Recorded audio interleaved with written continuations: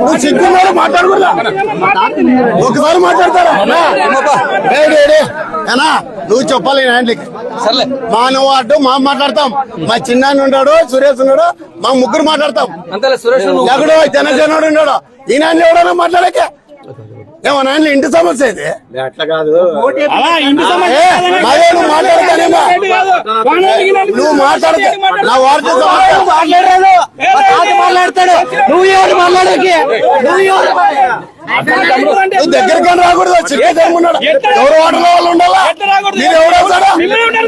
నా వాటరా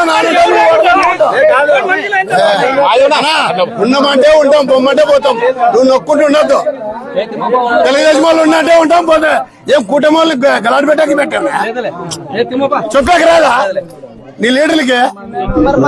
బాబాయ్ నిన్ను ఎవరు గెలిపించింది చెప్పు. ఇప్పుడు నేను 1800 మెజారిటీ మా వాటర్లో వచ్చా. ఈ రోజు మీ స్టోర్ కోసము నువ్వు గెలిచినప్పుడు నుండి కొట్లాడుతున్నాము. ఈ అబద్ధాన్ని చేపిస్తువా? అవు ఏంటికి మాట్లాడతారంటే సోషల్ మీడియాలో రాలేదా? ఇవన్నిటికీ నువ్వే కదా. ఏమన్నా మాకేమన్నా ఇది కావాలని అడిగినామా? మా ప్రజలకి అయ్యప్ప అని అడిగినాం. నాకు నా సొంతం అడిగినానా? ఆ ఎస్ఐఎంలు పుంజుకుంటే వాళ్ళకి ఇస్తే ఇచ్చారులే. ఎవరికన్నా మాకు సంతోషమే. మా వాడలో తెచ్చేయాలి. అయ్యా నాకు అన్ని తెలుసా? అయ్యా నాకు అన్ని తెలుసా? మరి 50కి పోయేది లేదా? నువ్వు నీ లీడర్ చెప్పాలా? బీజేపీ లీడర్కి మా వాడు చెప్పుకో. చెప్పలేదు నీ గురించి. అలా మా వాడనా ఇట్లా మా ఇంటి బంధువులా అని చెప్పలే. అతనేమన్నా మా బంధువులే ఉన్నా అని చెప్పలేదా? ఎవరు అతను? మా బంధువు అనే మాట్లాడతాము. నువ్వు మాట్లాడకూడదు. అట్లా నువ్వే మాట్లాడకూడదు. చెప్పలేదా? ఏమన్నా మా బంధువులు మీరని చెప్పలేదా? ఎవరు అతను చెప్పలేదా? అతను ఎమ్మెల్యే కాకుండా ముందరే నాకు బంధువు. నా కొడుకు పెళ్ళకి వచ్చిపోయాడా? పెద్ద బజార్లో మాట్లాడకూడదు. నువ్వు మాట్లాడుతున్నా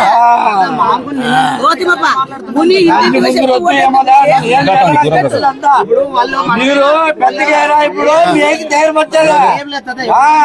దానికోసం మీద మీదకి వస్తారప్ప. ఎవరి మీదకి వచ్చారా? ఎవరి మీద వచ్చినట్లే ఇంకా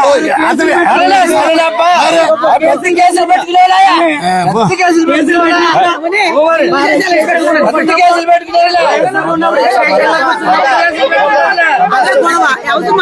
సతాయిస్తా. నాకెంత సతాయి ఉంటాడు మరి వాటికి అవసరం